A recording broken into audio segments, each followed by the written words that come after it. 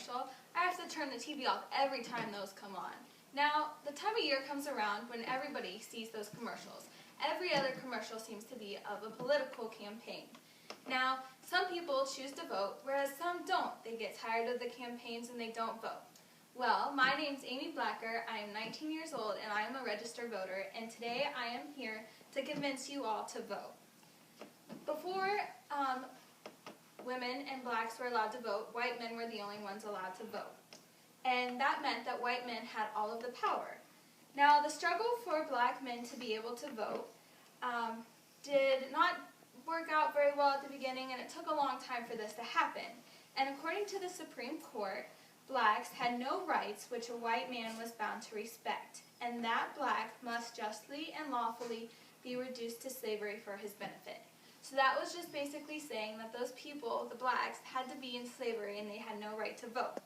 But once Abraham Lincoln was elected president, he signed the Emancipation Proclamation, which enacted all slaves in the South to be free. And it's important to remember that that didn't mean that the slaves in the North were set free. The slaves in the North were still considered slaves. And then on February 26, 1869, Congress passed the 15th Amendment, which allowed all African men to vote. But it wasn't that easy. For African men to be able to vote, they had to cross barriers like poll taxes, literary tests, and bizarre gerrymandering.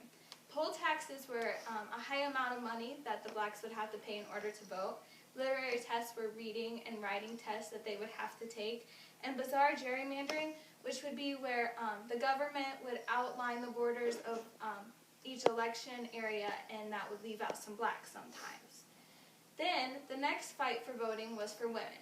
Now, this was called women's suffrage, which was the same thing as fighting for women to have the right to vote.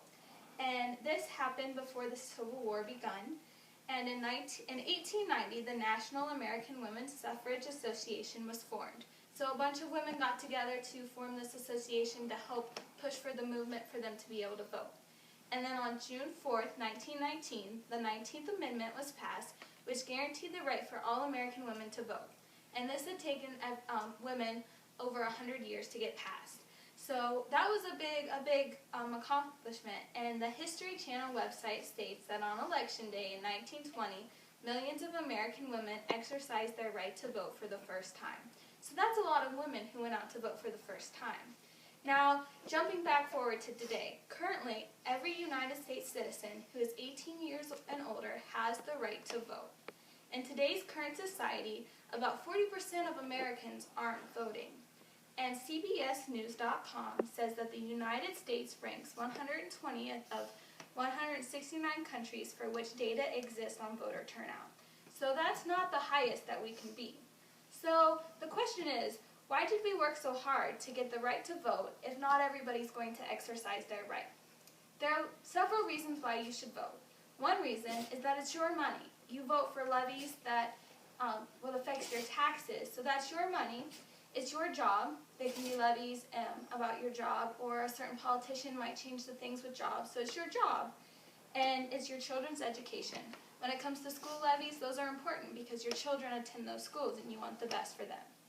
So after the long battle our country has had with making it possible for all groups of American citizens to vote, the least we can do is vote. Now, today I have explained to you the history of voting and shared with you why it's important for everyone to vote. Next time elections come around, make sure your voice is heard and vote. Thank you.